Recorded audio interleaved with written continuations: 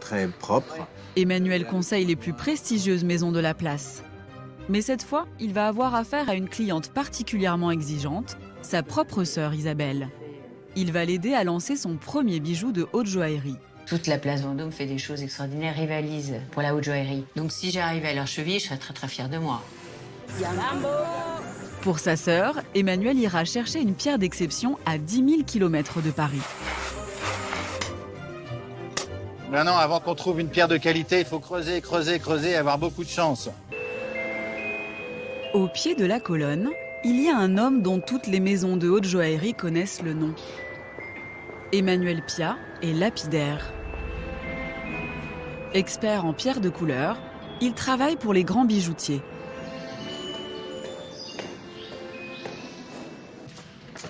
Bonjour Hélène. Bonjour Emmanuel. Vous allez bien? Ouais, très bien.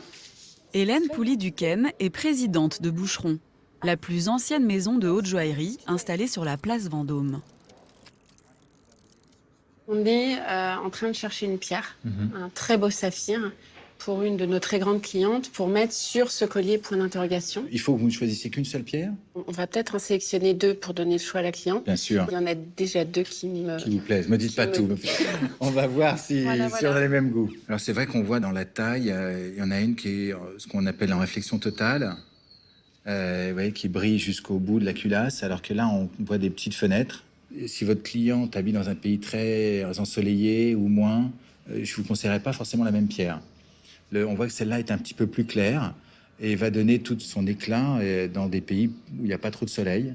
Alors que les 2 dernières, qui ont une couleur un petit peu plus royal blue, sont plus favorables à une région près des tropiques ou qui ont plus de soleil. En termes de matière et de couleur, je préfère largement celui-là. Vous êtes d'accord? Oui, oui, complètement. C'est un bon choix. Et surtout par rapport au dessin, celle-ci, en effet, me semble C'est la plus petite. appropriée, voilà. Ok, je vais vous écouter, ça me va complètement. C'est ravissant. Emmanuel conseille les grands joailliers depuis presque 30 ans. C'est quelque part dans Paris, dans un lieu tenu secret, qu'il dirige l'entreprise familiale.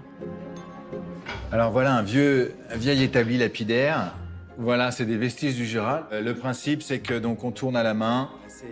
Chez les Piat, on sélectionne et on taille les pierres de couleur de père en fils depuis 3 générations. La dynastie est née dans les montagnes du Jura. Ça, c'est mon grand-père qui est donc monté à Paris et c'est donc sa société à l'époque. Ça, c'est un vieux souvenir. Mon premier voyage sur les mines avec mon père. On est en train d'essayer de négocier avec tous les marchands derrière auxquels on a acheté des petites pierres pour pas grand-chose. Moi, j'étais pas très bon à l'école. Et le papier, l'écriture, les chiffres, tout ça, ça n'a jamais été mon truc. Et cette approche d'un métier où c'est que des paroles, c'est des échanges, ça m'a évidemment beaucoup plu. Ça parlait au cancre que j'étais. Aujourd'hui, Emmanuel doit conseiller une cliente très spéciale qu'il ne doit surtout pas décevoir. Ah, Isa. Bonjour mon frère. Oui, ma sœur. Ça T'as va? pris tes bagues. Sa sœur aînée, Isabelle Langlois, est créatrice de bijoux. Ah, ça fait plaisir. Elle vient s'inspirer dans les stocks de la maison Piat pour sa nouvelle collection. On ouvre ce truc-là et tu tries dedans? Ça te va ou pas? Bah oui, si tu as trouvé ton bonheur là-dedans. Je pense que oui. Cette année, Isabelle souhaite entrer dans la cour des grands. Je voudrais lancer des pièces de haute joaillerie. Je fais déjà de la joaillerie que les femmes s'offrent toutes seules. Là, on va être dans quelque chose d'autre. Ça va être des bijoux qui vont être à un prix qu'une femme peut s'offrir, mais qu'elle préférera que l'homme de sa vie lui offre. C'est plus de travail car chaque pierre pratiquement est unique. Pour dénicher des pierres exceptionnelles, Isabelle compte sur l'expertise de son frère. Emmanuel ira chercher la perle rare en Tanzanie. Le tout, c'est qu'il faut que tu me définisses bien la couleur que tu veux. D'accord. J'avoue que je suis sidérée de la qualité des verres, que je connaissais pas bien. C'est vrai que c'est en plus un peu la mode, cette tonalité un peu vert acier. Complètement. Dans le diamant, on va chercher quelque chose de parfait, de pur, d'irréprochable. Nous, au contraire, la pierre de couleur, on cherche quelque chose qui parle, qui exprime un sentiment, une personnalité. On cherche vraiment ce qu'on appelle la pierre de charme, qui va correspondre avec la sensibilité de la personne qui la choisira. Emmanuel profitera de son voyage en Tanzanie pour former la 4e génération Piat, sa fille Paola.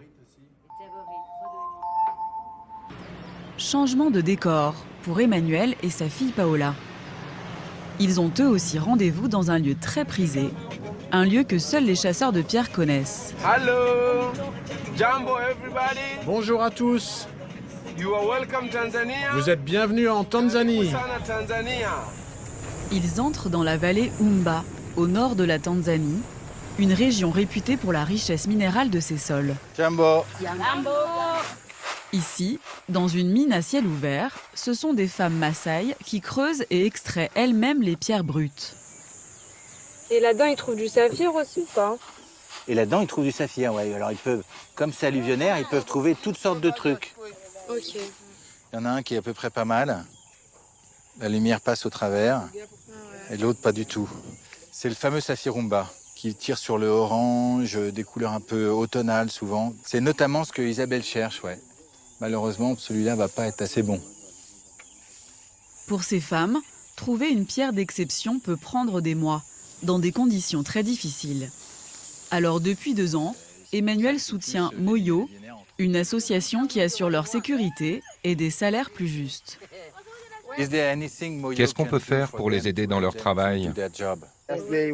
Elles ont besoin d'outils plus performants parce que pour l'instant, elles n'arrivent pas à creuser plus en profondeur. Il est important qu'on continue à les aider, à faire leur boulot le mieux possible pour que ça puisse profiter et pour que leurs enfants, demain, puissent le faire mieux. En pleine brousse, Paola découvre un autre aspect du métier de son père. Tu vas mettre ça sur quoi? Sur Insta. Ma génération n'aime pas trop communiquer sur tout ce qu'on fait. On est plutôt assez secret. Dans sa génération, tout doit se dire, tout doit s'afficher. Donc, voilà, bienvenue au Nouveau Monde. Avec ce voyage, Emmanuel entend bien plonger sa fille dans le réel. Viens! Très loin des écrans et des réseaux sociaux. Ça va? En Tanzanie, Emmanuel et sa fille Paola sont toujours à la recherche de la pierre parfaite. Ah, il y a une surprise au fond. Il y a plein de chauves-souris. Papa, regarde, il y en a une juste à côté. Là. Viens. Regarde, tu vois, il y en a partout au-dessus de toi, t'en fais pas. Allez, viens. Regarde comme elles sont gentilles.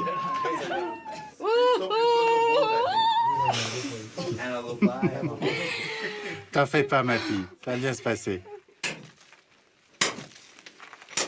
On voit qu'il fait chaud et que, évidemment, travailler dans ces conditions, c'est pas facile. Hein. Ah bah ouais, tu m'étonnes. Combien d'heures travaille-t-il par jour? De 9h à 21h. Ce qui est important, c'est de réaliser qu'on a une chance pas possible d'être né dans une famille de pierre, qui baignons dedans, avec des facilités pas possibles, et que toutes ces pierres qu'on a dans le coffre sont venues du labeur et de la sueur des jeunes qu'on a là. Je trouve qu'ils ont quand même pas mal de courage pour faire ça. Et après, on comprend pourquoi les pierres coûtent si cher. Ça y est, j'ai des pierres. Est-ce que tu te ferais un bijou avec ça, toi? Bah ça, c'est pas trop qualité. Bah ouais, on voit, hein. Tu te rends compte qu'il faut creuser pour trouver quelque chose de qualité? Qu'avec cette pierre, on fera jamais une bague ou une boucle d'oreille. Elle est beaucoup trop incluse. Ça pourrait vaguement faire un cabochon un peu moche, mais non, c'est pas suffisant, malheureusement. Ok. 3e jour sur le terrain, et les lapidaires sont encore bredouilles. Pourtant ce soir, pour les 21 ans de Paola, c'est la fête.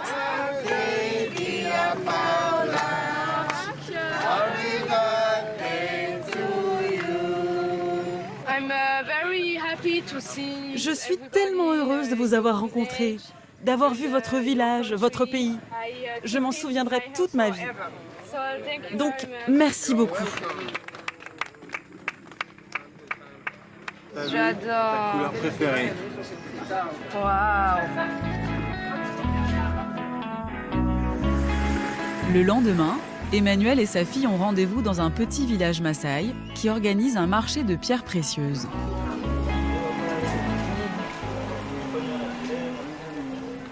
Jambo, Jamal. Jamal travaille pour l'association. C'est lui qui assurera les négociations avec les mineurs. Ces femmes Maasai ont marché toute une journée pour présenter leurs précieuses trouvailles aux acheteurs.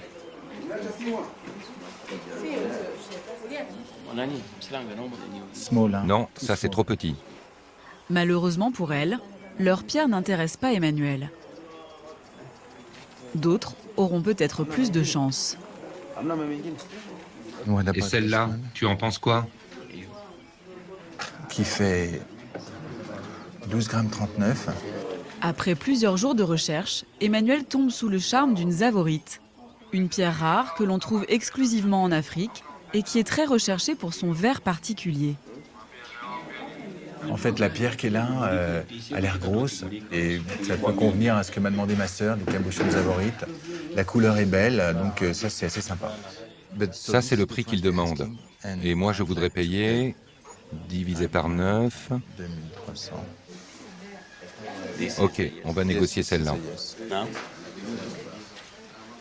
Bon, voilà ce qu'il vous propose. Moi, je laisse Jamal, qui parle leur langue, qui a leurs habitudes, qui a des références, discuter et négocier. Du coup, j'évite de croiser leur regard parce que ça pourrait leur donner une information qui ne va pas m'être profitable. C'est bon, ils ont accepté votre offre. Ok. Asante. Merci. Mission accomplie.